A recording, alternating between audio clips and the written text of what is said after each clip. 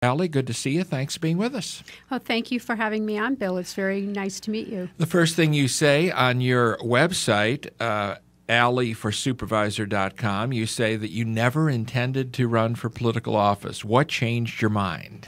Well, I've been involved in the first project I got involved with was exploring the Rio Nuevo, the $230 million that disappeared down there, or excuse me. And then I started going to the Board of Supervisor meetings for the last 4 or 5 years, and I just felt that it is time that we stand up and do something. I feel that there are a lot of things wrong in the county.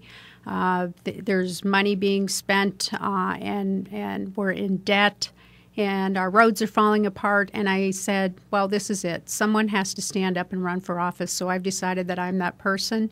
And it is something I never intended to do, but I am going forward. I filed my campaign September 1st. What have you learned so far when you talk to people in the district? Well, one of the things I've been doing as I go door to door and as I go to meetings, speaking to people, they are very frustrated with what is going on in Pima County. The first thing I hear are, I am sick and tired of my taxes going up. I am very tired of the condition of the roads, and they want something done about it. And people don't trust Pima County government, and I think it's a sad day that we're sitting here and people are so distrustful of our government. And that is one of the number one things that I hear. Is there money to fix the roads? Well, when I looked at that budget, I think there's about $37 million. I understand that the excuse is being used that the HERF funds were swept. I think it is exactly that, an excuse. Yeah, the state highway funds. That's correct, the state highway funds. However, the HERF funds were swept from a lot of communities and municipalities around Pima County, including Marana and Oro Valley, and their roads are not nearly in this condition. And the roads have been in poor condition for years, and Pima County should be budgeting for these repairs. And just recently I was at a Board of Supervisors meeting, and they took $22 million out of the general fund to put towards the justice courts. Now, I think that money would have been better spent on the roads, and in addition to that, they just created a new department full of PR people, and I believe it was somewhere in the neighborhood of $500,000 for the next year. And in my opinion, that money could have been put towards road repairs, because I believe it is a huge safety issue. And maybe they got all these PR people so that they could answer the phones about the conditions of the roads. Maybe that's why they had to hire so many people. But I don't understand why we have all of these PR people being hired at this time. Allie Miller is with us, Republican running for Pima County Supervisor in District 1. You have a business background. Yes, I do. I have a master's degree in business administration and an undergrad in finance. My master's is in accounting and finance. They're both from the University of Arizona. I worked for what is now Honeywell. It was Allied Signal Aerospace. I worked there for 12 years, and then I went back to school full time. And after that, I came out of the MBA program and went to work for Intel up in Chandler, because there weren't any jobs available in Tucson, and I worked there as a systems engineer. Let's get to your opinion on some of the hot issues in the district. Of course, Rosemont Mine. Are you in favor of the mine? I have been out and toured that mine 3 times. I'm very much interested in preserving our quality of life here and the environment. And I look at the fact that they're using 21st century technology. They are recycling the water. They have done all kinds of studies and preparation with the University of Arizona on the types of replanting that they will do. They'll be doing reclamation as they go. So I am for the Rosemont mine. We need jobs. Our tax base is shrinking, and if we don't get jobs here, the folks that are left are going to be continuing to see rising taxes.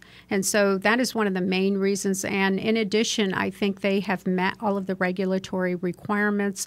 And as long as they meet those requirements and they go through the process that is required by law, I believe that we should go ahead and grant those permits and allow Rosemont to move forward.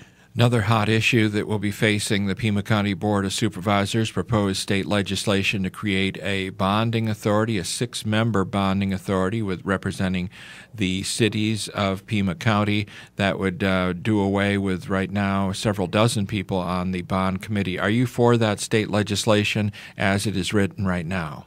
No, I am not for that legislation as it is written. I think it has some issues. I have looked through it.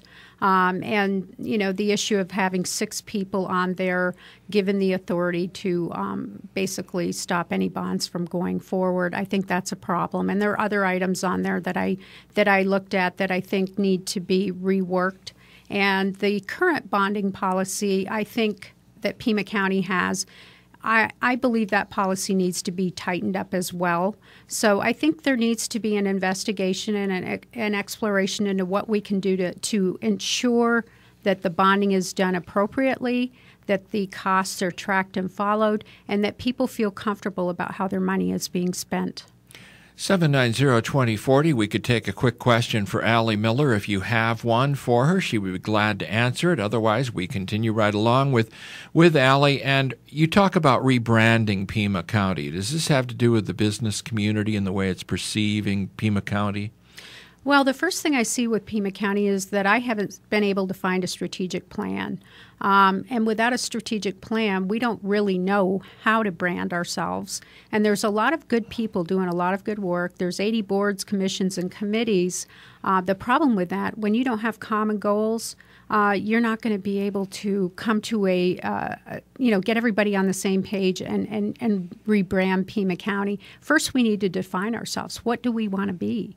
And then work from there and use a strategic plan, a very simple one. I believe the more complex you make it, the more difficult it is to get there. But something simple that we can work towards making Pima County a better place, because it is a beautiful place to live. That's why I live here. And the problem is that we've let the areas of Pima County, the roads, the infrastructure deteriorate. And it is not good when we have potential employers come in and they see the condition of the roads. And as you walk into the Board of Supervisors, you'll see people laying around on benches.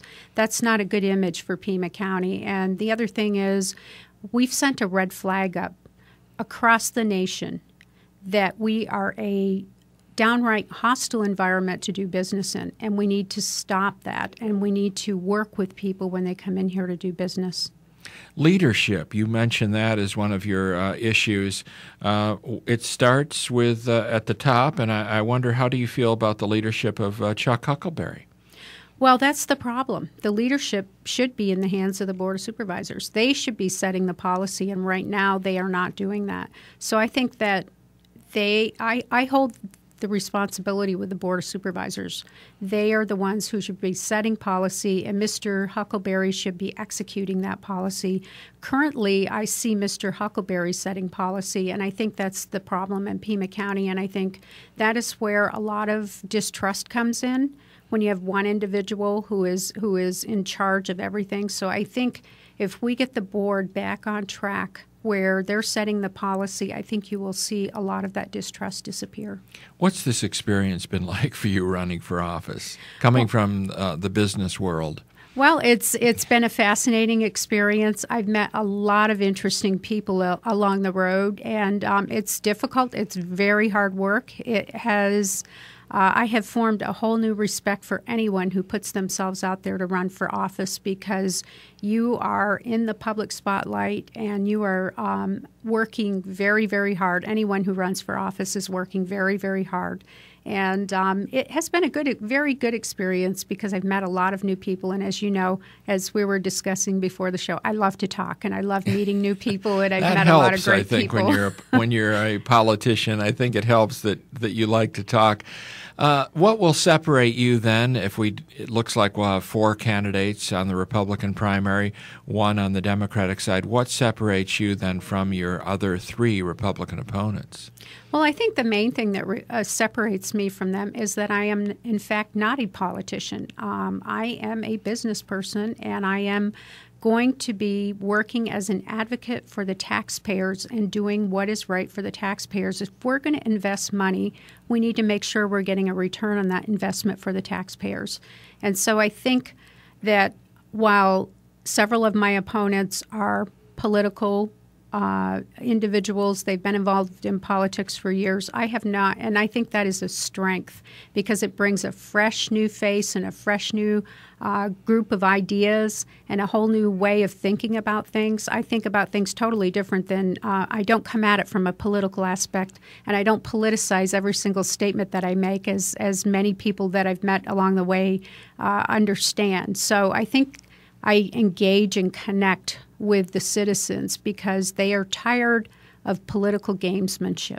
Okay, Allie Miller, and folks can get more about you at allieforsupervisor.com. Is that correct? That's correct. That's my website. They can also connect with me on Facebook, and that is Allie for Supervisor.